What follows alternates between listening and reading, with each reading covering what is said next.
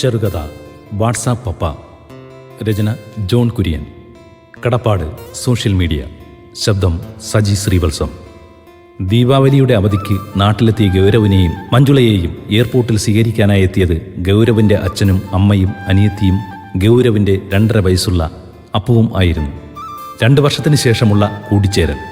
അപ്പുവിന് 6 മാസം പ്രായമുള്ളപ്പോൾ അമ്മയെയും അനിയത്തിയെയും ഏൽപ്പിച്ചിട്ട് മസ്കറ്റിന് പോയതാണ് ഗൗരവും മഞ്ജുളയും. രണ്ടുപേരും മസ്കറ്റിലെ ഒരു ഹോസ്പിറ്റലിൽ വർക്ക് ചെയ്യുന്നു. എയർപോർട്ടിൽ നിന്ന് ഇറങ്ങി കാറിനടുത്തെത്തിയപ്പോൾ അനിയത്തിയുടെ മടിയിൽ കിടന്നുറങ്ങുകയാണ് അപ്പു. ഗൗരവ് പതുക്കെ തൻ്റെ കുഞ്ഞിനെ തൻ്റെ മടിയിലേക്ക് കിടത്തി ആ കവിളിൽ ചുംബിച്ചു.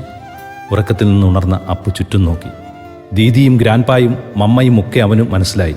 പക്ഷേ ഗൗരവിനെ അവൻ ഒന്നുകൂടി സൂക്ഷിച്ചു നോക്കി.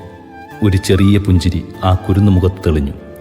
പതുക്കെ അവൻ പറഞ്ഞു, "യു വാട്സാപ്പ് പപ്പ?" നിഷ്കളങ്കമായ ആ മുഖത്ത് നോക്കി ഗൗരവ് പറഞ്ഞു, "അതേ അപ്പു, നിന്നെ എല്ലാ ആഴ്ചയിലും വാട്സപ്പിൽ വിളിക്കുന്ന നിന്റെ പപ്പ, നിന്റെ സ്വന്തം വാട്സാപ്പ് പപ്പ." അപ്പു വീണ്ടും ചിരിച്ചു. അപ്പോഴേക്കും മറ്റ് 4 പേരുടെയും കണ്ണുകൾ നിറഞ്ഞൊഴുകുകയായിരുന്നു.